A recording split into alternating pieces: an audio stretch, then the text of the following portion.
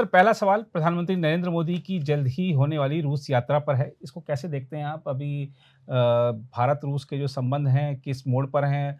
क्या बार-बार जिस तरीके से कहा जाता है कि यूक्रेन युद्ध को रुकवाने में मोदी जी की कोई भूमिका हो सकती है, मोदी जी को प्रयास करके देखना चाहिए, तो क्या वो प्रयास करके देखेंगे? अभी क्योंकि हम जब आपसे बातचीत कर रहे हैं, उससे ठीक पहले खबर आई कि जो हमारे विदेश मंत्री हैं, उनकी रशियन जो उनके समकक्ष हैं, सर्गेई लाव्रोव, उनके साथ बिल्कुल। मुलाकात हुई है। उन्होंने मुद्दा उठाया है कि जो हमारे जो भारतीय हैं, वो वहाँ पर रशियन जो आर्मी में भर्ती कर लिए जा रहे हैं, ऐसा ना हो। तो ये सारा कुल मिलाकर इस विज़िट को आप कैसे देखते हैं? नीरज जी, देखिए, ये एक बहुत इम्पोर्टेंट विजिट है। जी, हमारे लिए ही नहीं, मैं सिर्फ भारत और रूस की ही नहीं बात कर रहा हूँ। जी, रूस के लिए है, भारत जी, का तो जो है, जी, रूस के लिए भी बहुत ही इम्पोर्टेंट है, बहुत जी, महत्वपूर्ण है। और जी, मैं ये कहूँगा कि दुनिया के लिए, जी, क्योंकि दुनिया पूरी रूस और यूक्रेन के युद्ध को देख रही है। जी, क्या हो रहा है, इतने साल, तीसरा साल चल रहा है। जी, तो उसको देखते हुए एक मैं कहूँगा बहुत महत्वपूर्ण विजिट है। जी, और ऐसा नहीं कि पहला विजिट है। जी, मोदी जी देखिए अपने टेन्योर में 6 बार जा चुके हैं रूस। जी, पुतिन 6 भी बार। आ चुके हैं। जी, और ये जो विजिट देखा जाए तो उस परिप्रेक्ष्य में हो रही है कि दोनों देशों में था कि आपस में एक समिट मीटिंग किया करेंगे, जी, अल्टरनेट ईयर। तो अब अल्टरनेट ईयर था कि 2022 में पुतिन आए थे। लेकिन बाद में जब युद्ध शुरू हो गया तो उसके बाद जो उन्होंने इनवाइट किया था प्रधानमंत्री मोदी को वहाँ पर रूस में समिट मीटिंग के लिए, हो नहीं पाई थी रूस यूक्रेन युद्ध की वजह से। और वह भी जो है, उस बीच में भी हमारे विदेश मंत्री जयशंकर जी उस समय गए गए थे जी, और उन्होंने बातचीत की थी रूस में। तो जो बातचीत थी वो रुकी नहीं थी, जी, लेकिन समिट जरूर जो होनी थी वो रुकी थी। तो जैसे मैंने कहा कि ये छठी बार था। अब ये जाएंगे 8 तारीख को, जो अभी तक है प्रोग्राम की, 8 को जाएंगे और 9 को उसके बाद ये ऑस्ट्रिया जाएंगे। जी, और ऑस्ट्रिया में भी देखिए, मैं बता दूं कि ऑस्ट्रिया में 41 साल के बाद कोई भारत का प्रधानमंत्री वहां जा रहा है अपने 41 संबंधों साल को बाद। लेकर। जी, 41 जी, साल बाद जी, 1983 में इंदिरा गांधी गई थी वहां पर। जी, उसके बाद कोई भारत का प्रधानमंत्री ऑस्ट्रिया में नहीं गया।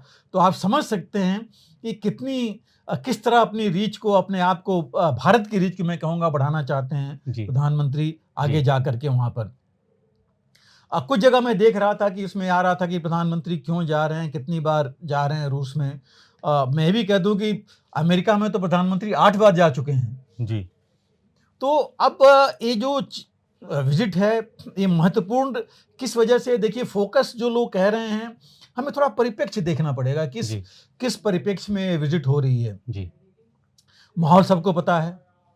वर्ल्ड वॉर के बाद हम कहते आ रहे हैं कि सबसे लंबी लड़ाई ये चल रही है। जी, और एक ऐसी लड़ाई है अभी तक तो जिसका अंत समझ में नहीं आ रहा है किसी जी, को भी। जी, और हम लोग यहाँ शुरू से कह रहे हैं कि इतनी जल्दी ये समाप्त होने वाली है नहीं। जी, ऐसा नहीं है कि इसको समाप्त करने के प्रयास नहीं किए गए। जी, देखिए, हम लोग बात पहले भी कर चुके हैं, तुर्की ने किया था, यूनाइटेड अरब एमिरेट्स ने किया था।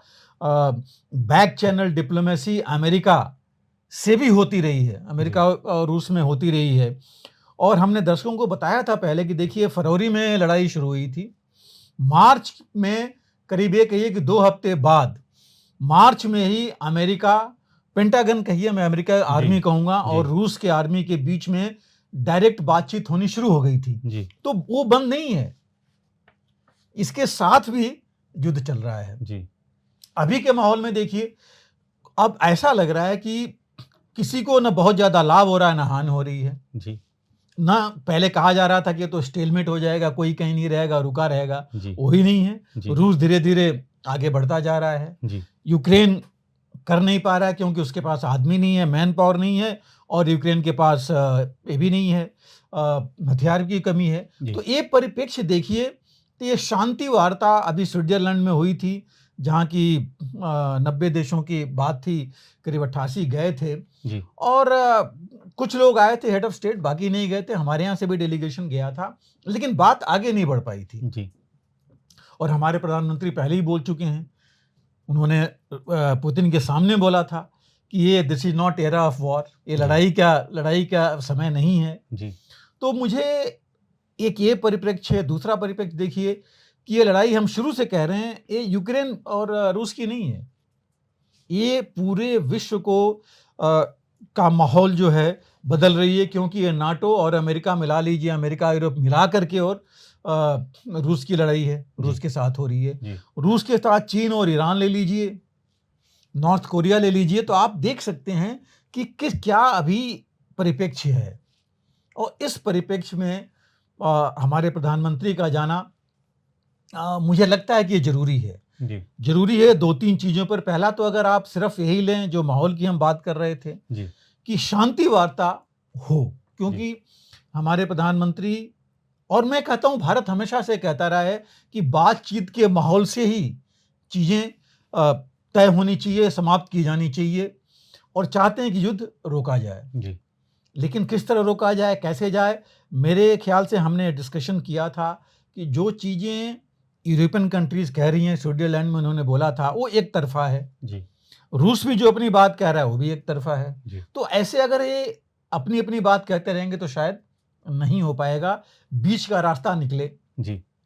और इस बीच में देखिए हमारे यहाँ अमेरिका के सेक्रेटरी ऑफ स्टेट ब्लिंकन भी आ चुके हैं पिछले 2 महीनों में। उसके बाद लॉर्ड ऑस्टिन भी आए थे, उनके रक्षा सचिव, और बाकी भी बात होती रही। तो मुझे लगता है कि कुछ न कुछ इनपुट्स ले करके हमारे प्रधानमंत्री जाएंगे, और जरूर फोकस रहेगा रूस यूक्रेन की लड़ाई के ऊपर कि इसका समाधान, या समाधान अगर तुरंत नहीं मिलता है तो इसको शांति प्रस्ताव कैसे आगे बढ़ा सकते हैं। समाधान तो बाद में भी हो सकता है अगर ये चीज आगे आ सकती है। दूसरा देखिए, कहीं भी जब मिलेंगे तो जो स्ट्रेटजिक है, वर्ल्ड की सिचुएशन है, मिडिल ईस्ट का सिचुएशन है, इन पर तो बात होगी इनकी, वहां पर हर हालत में होनी है।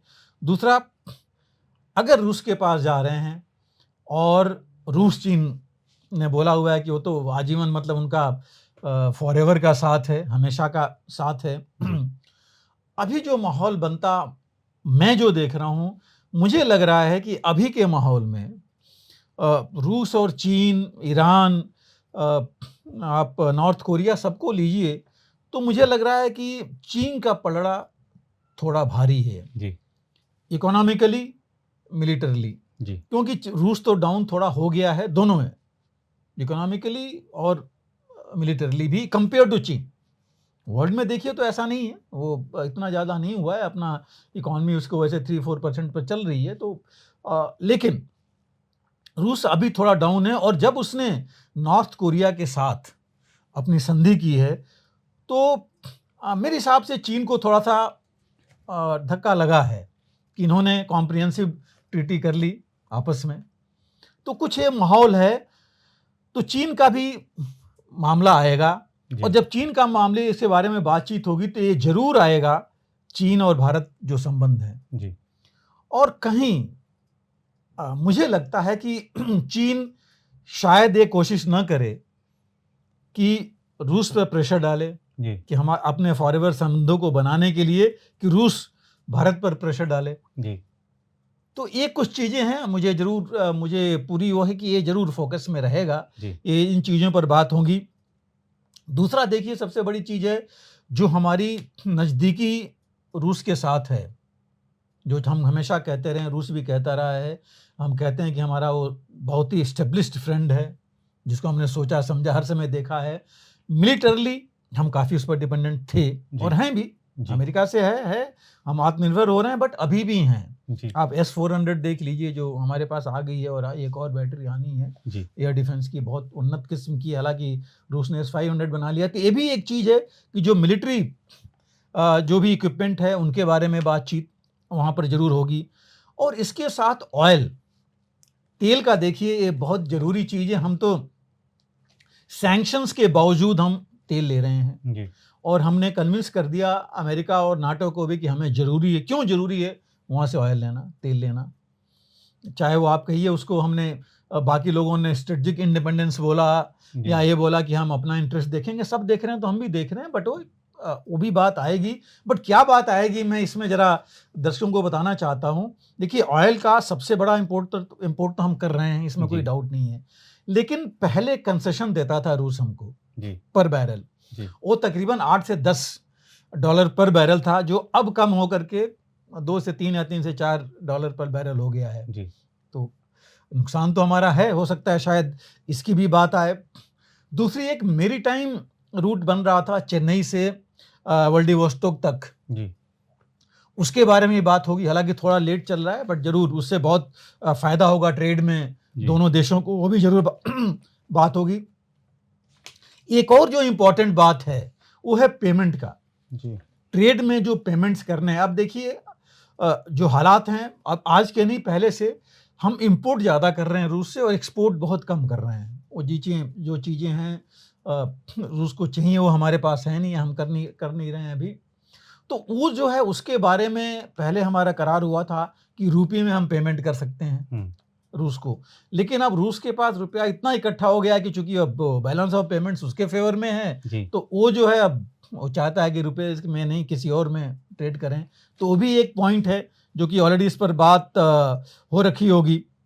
और जैसे मैंने कहा था कि अमेरिका से अगर बात हो रखी तो पॉइंट्स वो भी सामने आएंगे। तो ये कुछ चीज़ें हैं। और एक और मैं परिप्रेक्ष्य डालूंगा। देखिए अभी कुछ दिनों में आपने देखा कि जब से अमेरिका ने या नाटो ने बोला है यूक्रेन को कि उनके हथियार से रूस के अंदर, उन्होंने तो 5-10 किलोमीटर बोला है, उन जगहों पर उनके हथियार इस्तेमाल कर सकते हैं जहां पर कि रूस की सेना स्टोर है, इकट्ठी हो रही है रूस के खिलाफ। लेकिन इसके बाद संबंध बिगड़ गए थे और ज़्यादा रूस और अमेरिका के बीच में, और इन्होंने वहाँ बताया था कि हम जो है इसका माकूल जवाब देंगे, क्योंकि यूक्रेन ने क्रीमिया में इस्तेमाल किया था इनके हथियार और रूस को नुकसान किया था। तो ये भी एक परिप्रेक्ष्य है बीच में कि ये जो है इस बीच में बहुत ज़्यादा माहौल ख़राब ना हो। तो मुझे लगता है कि ज़रूर इसके बाद कुछ न कुछ ये पॉइंट ये भी आएगा कि माहौल जो है, क्योंकि ये अगर माहौल ख़राब होगा, देखिए रूस और अमेरिका के बीच में, तो पूरे विश्व का माहौल जो है ख़राब होगा जी। और जो कि हमारे प्रधानमंत्री हमेशा कहते रहे हैं कि ऐसा माहौल नहीं होना चाहिए, बातचीत हो। तो हो सकता है शायद ये भी चीज़ कुछ बात चले। और नॉर्मल समिट में जो बातें होती हैं वो तो होंगी। देखिए ये पहली नहीं 21वीं समिट मीटिंग है जी। तो नया नहीं है, बट हाँ ये चलता रहा है। इसी की वजह से ये सब इस तरफ से बातें चलती रही हैं। अब जो सबसे बड़ी चीज़ है, देखिए एनए की मीटिंग बीच में नहीं हुई, इससे पहले भी मीटिंग हुई थी। जो एससीओ समिट में पहले गए थे ताशकंद में, वहाँ मीटिंग हुई थी इनकी दोनों लोगों की। लेकिन एक और चीज़ मैं कहना चाहूँगा, जो हम कह रहे थे कि जो पीस समिट स्विट्जरलैंड ने ऑर्गेनाइज की थी, उसी से पहले G7 समिट हुई थी, उसके बाद वहाँ के लीडर सीधा लेकिन प्राइम मिनिस्टर मोदी G7 में गए और सेंटर स्टेज में रहे, लेकिन वहाँ नहीं गए, वहाँ उन्होंने डेलीगेशन भेजा, क्योंकि जैसे मैंने पहले कहा कि वो शायद उन सारी चीज़ों से अभी तक कुछ उसमें जो पीस इनिशिएटिव था समिट में, कुछ चीज़ें थी, हो सकता है उसके ऊपर जैसे मैंने कहा वो लेकर के भी बातचीत हो। तो ये कुछ ऐसी चीज़ें हैं। और भारत देखिए अपना स्ट्रेटजिक जो है फॉरेन पॉलिसी लेके चल रहा है। तो उन इंटरेस्ट पर तो ये तो अमेरिका जाना हो चाहे रूस जाना हो कोई बहुत बड़ी नहीं है, लेकिन हाँ मैं कहूँगा पेंडिंग था जी। इस वजह से जा रहे हैं। और ये ज़रूरी है कि इस माहौल में बातचीत हो, आगे बढ़े। और जो अभी मैं सिप्री का डेटा दे रहा हूँ, सिप्री ने जो डेटा दिया है कि भारत और रूस के बीच में जो मिलिट्री या जो पिछले 10 सालों का उन्होंने रिकॉर्ड दिया है, जो हथियार या आर्म्स मिलिट्री इक्विपमेंट खरीदे गए हैं, वो तकरीबन $39.5 बिलियन के हुए हैं। तो आप समझ लीजिए कि काफ़ी ज़्यादा ये कुछ है इसके अंदर। और ये भारत ही नहीं, देखिए रूस के लिए भी बहुत ज़रूरी है, क्योंकि रूस को भी कई चीज़ें इस समय चाहिए जो कि बात कर सकता है भारत से। लेकिन जो सबसे बड़ी चीज़ रूस के लिए और पुतिन के लिए है कि इन 2 सालों में या तीसरे साल जो लड़ाई उनकी चल रही है, दुनिया का इतना बड़ा नेता जी। दुनिया का देखिए इतना बड़ा नेता पहली बार कोई उनके पास जा रहा है जी। और मैं आपको ये भी कहूँ कि ये चीज़ सिर्फ मैं ही नहीं कह रहा हूँ जी, ये बाहर के भी देश कह रहे हैं जी। क्योंकि इतना बड़ा नेता कोई गया कोई नहीं नहीं है। है, पुतिन बिल्कुल। छोटे देशों में ही गए, ईरान गए, वहाँ गए, चीन और जी, इनकी आपस में तो जी, कोई इतनी बड़ी चीज़ नहीं है, क्योंकि वो तो शुरू से है। जी, लेकिन भारत जैसा उभरता देश, जी, उसके नेता उनके पास जा रहे हैं, तो एक उनके लिए भी मेरे ख्याल से अपनी इमेज बिल्डिंग के लिए, या रूस को भी ये कहने के लिए कि हाँ, इतना बड़ा नेता एक आया, बहुत बड़ी चीज़ है उनके लिए भी। और इससे भी माहौल में फ़र्क ज़रूर पड़ेगा।